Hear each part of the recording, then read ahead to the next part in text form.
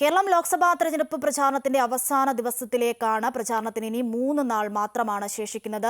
ദേശീയ നേതാക്കളെ അടക്കം രംഗത്തിറക്കി കളം പിടിച്ചതിന്റെ ആത്മവിശ്വാസത്തിലാണ് മുന്നണികൾ. വിജയസാധ്യതകളെക്കുറിച്ചുള്ള ചർച്ചകളും സജീവമാണ്.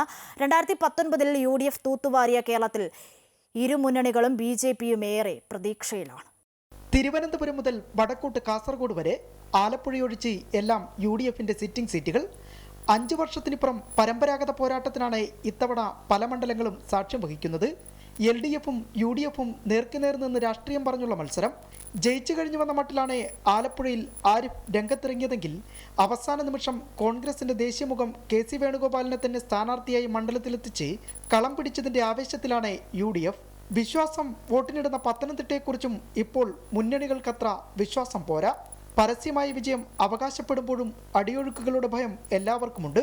ആന്റോ ജയിച്ചില്ലെങ്കിൽ UDFനും തോമസ് ഐസക് നിലയുറപ്പിച്ചില്ലെങ്കിൽ അത് LDFനും രാഷ്ട്രീയ പരാജയമാകും. BJPയുടെ അവകാശവാദങ്ങൾ തെളിയിച്ചു കാണിക്കേണ്ട വലിയ ബാധ്യത കൂടി ഇത്തവണയും സംസ്ഥാന അധ്യക്ഷൻ K സുരേന്ദ്രനിലുണ്ട്. വയനാട്ടിൽ രാഹുൽ ഗാന്ധിയുടെ സ്ഥാനാർത്ഥിത്വവും UDFന് നൽകുന്നത് വിജയപ്രതീക്ഷയാണ്. തൃശൂരിലും ഇത്തവണ പോരാട്ടം കനക്കും.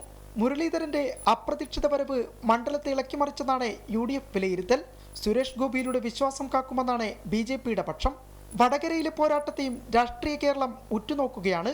മാവേലിക്കരയിൽ LDFന്റെ പുതുമുഖമായ അരുൺകുമാറിലൂടെ സ്ഥാനാർത്ഥിത്വം ഇടതുമുന്നണിക്ക് ആഘോഷമായിരുന്നു. പക്ഷേ ഒരുപാട് രാഷ്ട്രീയ പ്രളയങ്ങൾ താണ്ടി വന്ന കൊടിക്കുന്നിൽ സധൈര്യം മുന്നോട്ടു പോകുകയാണ്.